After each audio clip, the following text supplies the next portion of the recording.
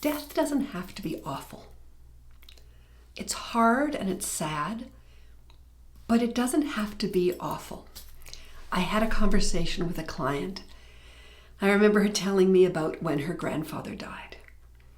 And she said, it was 2 weeks and we were all at his house and we were just crying so much and telling him how much we loved him. And he slowly was less and less able to hear us. And then he took his last breath. She said, it was just awful.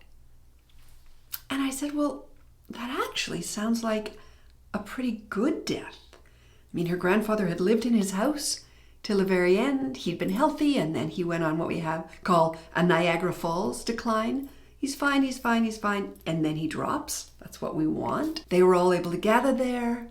He took his last breath at home. It's kind of a good death.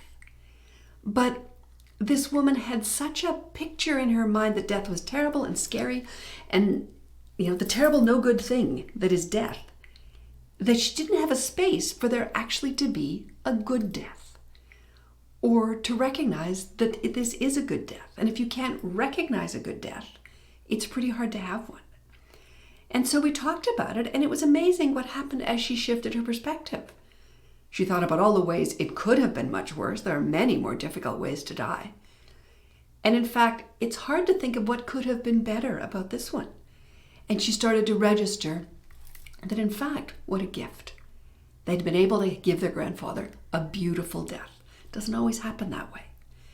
The story we tell ourselves about what's happening to us makes such a difference to how we experience it. And that's really at the heart of Sacred Deathcare.